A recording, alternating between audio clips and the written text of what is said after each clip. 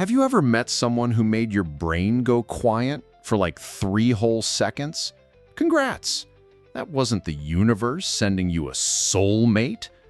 That was your unconscious panicking and yelling, "Quick! Project all your unresolved childhood drama onto that stranger with nice eyebrows." Jung called it synchronicity. I call it Tuesday. I'm Freud, and in the next few minutes we're going to dissect why your so-called cosmic sign might just be your shadow buying a round of delusion for the table. Lie down, breathe in, and try not to fall in love with your therapist again. People love to say, "The universe whispered to me." No, sweetheart, that was your nervous system glitching like Windows 95. You saw someone in a cafe, time slowed down, the music hit just right, and suddenly you think you've met your divine twin flame. Adorable. But scientifically speaking, what really happened is that your unconscious had a seizure of recognition. This person smells like my unresolved daddy issues. Perfect. Let's chase them. Jung, bless his mystical little heart, thought it was the cosmos aligning. Me? I spent decades watching people cry on couches, and I can tell you, it's not God, it's your libido cosplaying as destiny. You know that moment when everything goes quiet, your anxiety shuts up for 2 seconds, and you swear you've touched eternity? Yeah, that's not eternity. That's the dopamine rush of meeting someone who fits neatly into your favorite delusion. It's like your brain finally found a human-shaped USB stick for all your suppressed needs. You don't fall in love with them. You fall in love with the version of you that you wish existed. They're not your soulmate. They're your unpaid stunt double in the psychological circus you call intimacy. People are not divine messengers sent by the stars. They're mirrors. Some are the flattering kind you buy at Target. Others are those horror mirrors at a gym bathroom that remind you you're mortal. And when you fall for someone instantly, it's not because the angels high-fived, it's because you've just found a shiny new mirror that reflects all the crap you've been avoiding. That's why it feels familiar, not because your soul's touched in a past life, but because your trauma recognized another player in the same league. It's like Pokemon, except instead of Pikachu, you summoned abandonment issues in human form. So, here's the deal. When the universe whispers, it's really just your unconscious knocking on the walls like a drunk roommate. "Hey, fix me, please." The silence? That's just your defenses collapsing for one brief, magical second before you return to doom-scrolling TikTok. And this is where I laugh, because people act shocked. "But Freud, it felt cosmic." Yes, so does a good orgasm. Doesn't mean the stars wrote it. It means your unconscious did, and it has worse handwriting than a drunk doctor. And before you click away to watch cat videos, hit like and subscribe. Not because I care, but because if you don't, your unconscious will just project its abandonment issues onto me. And frankly, I've had enough patients do that already. You ever notice how people treat the universe like it's some unpaid intern running a cosmic dating app? "Oh my God, I thought of him and he texted me 5 minutes later. It's destiny." No, honey, it's Verizon. Not destiny, Verizon. Stop romanticizing bad Wi-Fi timing. Every time you convince yourself a random text is a cosmic sign, somewhere an astrologer gains another follower and another therapist loses the will to live. Let's talk about these so-called synchronicities, because apparently the universe has nothing better to do than rig traffic lights so you can lock eyes with your latest obsession. You're walking through a bookstore, and there they are. Boom! Fate. Or maybe, and hear me out, you both live in the same damn city and also shop at places that sell books because you're both basic and think reading Murakami makes you deep. Statistically, it was bound to happen. But no, you label it a cosmic conspiracy, as if the stars woke up this morning and said, "Yes, today we'll arrange Karen's soulmate sighting between the self-help aisle and the overpriced latte machine." And don't even get me started on the songs. You're sad, You're spiraling, and suddenly the radio plays Adele. and you think, this is the universe confirming my love is eternal. No, that's just Adele doing what Adele does, reminding miserable people everywhere that heartbreak sells better than happiness. The only synchronicity here is that Spotify knows your algorithmic pain and decided to monetize it. See, Jung, with his soft little mystical heart, called this synchronicity. He loved to imagine the universe sending gentle nudges, like some celestial grandma whispering wisdom into your ear. Meanwhile, I, Freud, sat in Vienna watching patients break down on couches and realized the truth. It's not whispers from the universe, it's your unconscious screaming through a megaphone and you still pretending it's divine poetry. Someone texts you at the same moment you think of them? Cute. Or maybe it's just your brain selectively filtering through the noise and clinging to the one coincidence that matches your delusion. You didn't predict the future. You cherry-picked reality. This is what your unconscious does. It edits. It doesn't show you the whole film reel of life. It slices, dices, and remixes until the story fits your fantasy. Like a petty DJ spinning a playlist that validates your obsession, your unconscious keeps skipping tracks until it lands on the one that screams, "This must mean something." That's why you suddenly see their name on billboards, hear strangers saying it, notice their initials carved into a tree. It's not because fate is stalking you. It's because you're a human-shaped confirmation bias machine with Wi-Fi and too much free time. And projection, projection, is the real prankster here. You don't just see them, you see yourself through them. That electric pull you feel? That's not love. That's your psychic dumpster catching fire. You project all the independence you crave, all the calm you've never managed, all the wounds you've buried under Instagram quotes onto this shiny new human who just walked into your life. And now, suddenly, they look like salvation. They're not.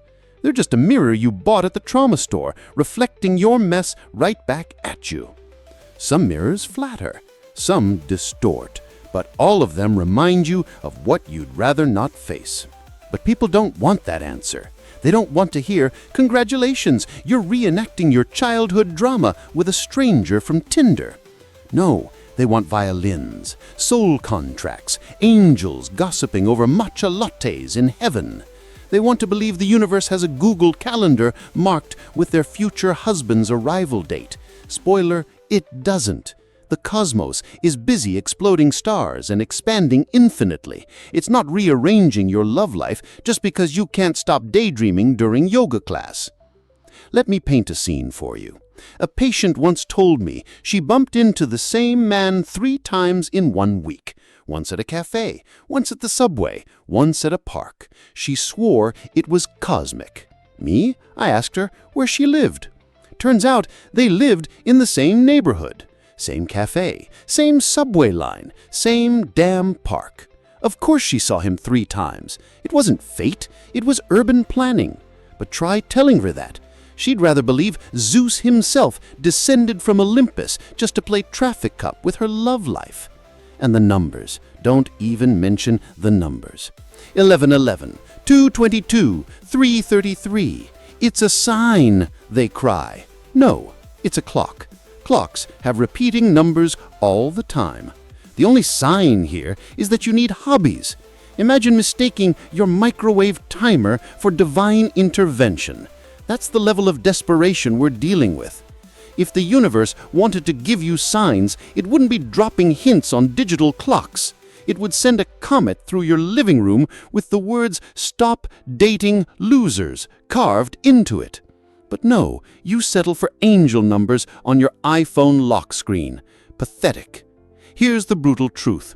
What you call synchronicity is usually just your unconscious sniffing around for patterns like a paranoid detective. And trust me, when you're desperate enough, everything looks like a clue. Your unconscious is basically that conspiracy guy with the corkboard, red string, and 1,000 cigarette burns connecting dots that don't exist. Suddenly, every stranger who looks like your crush is a cosmic message. Every sad song is about you. Every accident is fate. No, darling, it's not fate. It's just your psyche playing dress-up with random chaos. And here's the part no one likes. Sometimes the signs don't mean, this is the one. Sometimes they mean, this is your lesson. The person you're obsessed with isn't your soulmate, they're your unpaid therapist. They didn't come to complete you, they came to poke your unhealed wounds until you finally schedule an actual therapy session. And what do most people do? They ignore the message, chase the person, and end up crying on couches, my couches specifically, asking me why the universe is so cruel. The universe isn't cruel, sweetheart. It's indifferent. Your unconscious, on the other hand, that little bastard loves to watch you squirm. So the next time you think fate is sending you a signal, pause. Maybe it's not God whispering sweet nothings. Maybe it's just your trauma buying another round at the bar. And trauma never tips.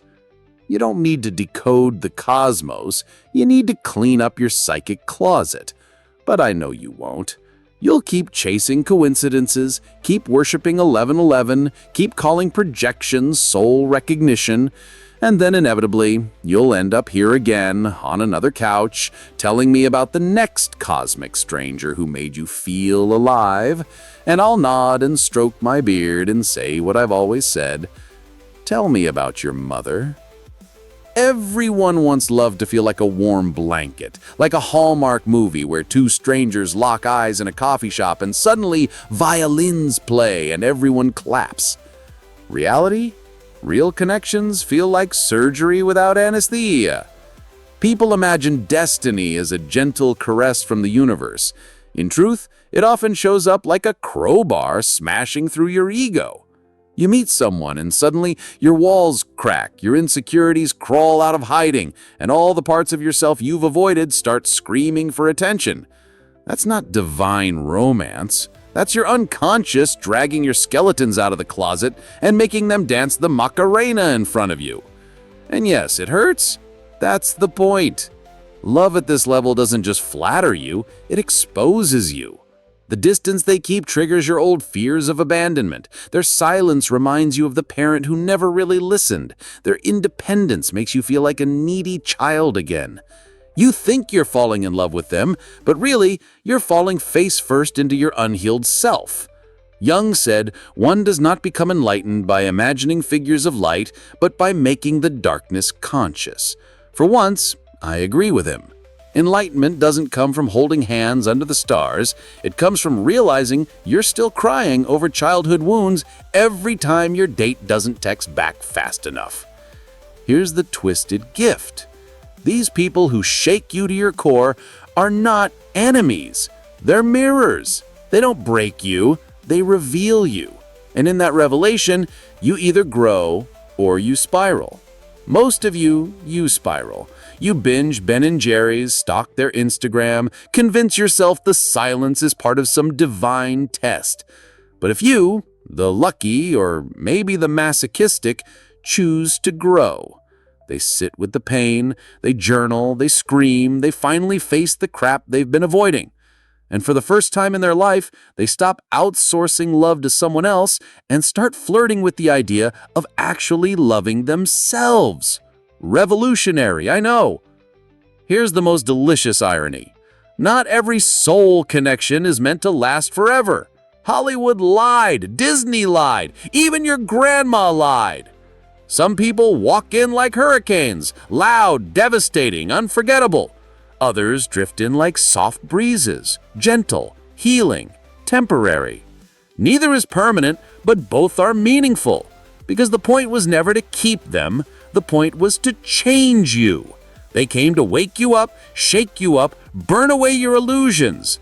They came to leave fingerprints on your soul, not a mortgage contract with your name on it.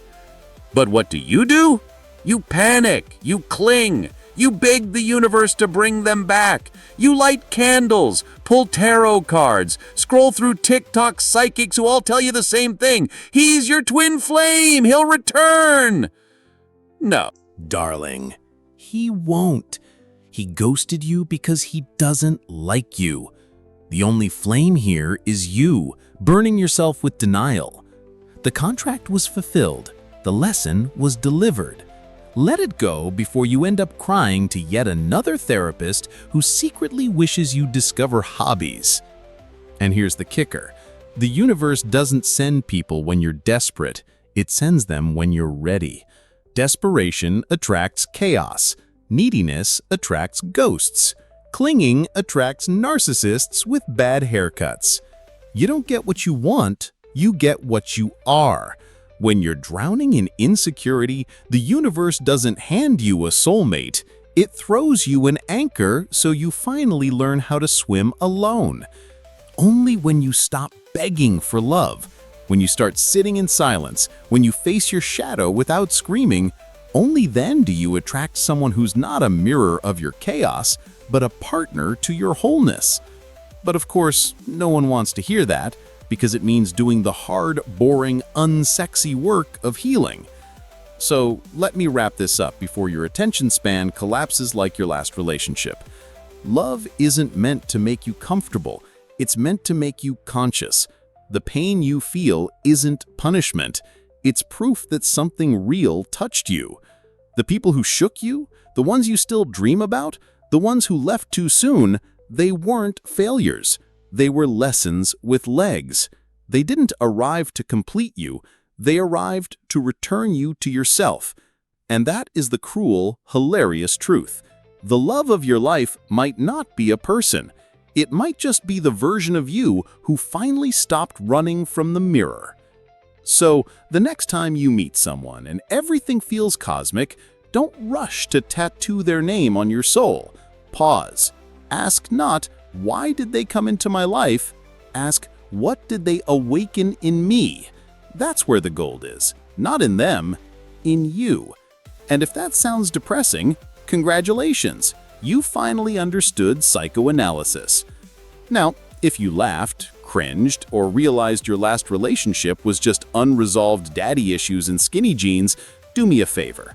Hit that like button. Subscribe, not because I need validation, I have enough patience projecting that onto me already, but because your unconscious will feel abandoned if you don't. Share this video with someone who still thinks angel numbers are Tinder messages from the universe. And remember, you don't need another cosmic stranger to complete you. You need therapy, self-respect, and maybe a hobby that doesn't involve crying over clock digits. I'm Freud. I've ruined your fairy tale, and if you're still here, it means you might actually be ready to face yourself. Welcome to the roast of your unconscious. See you on the couch.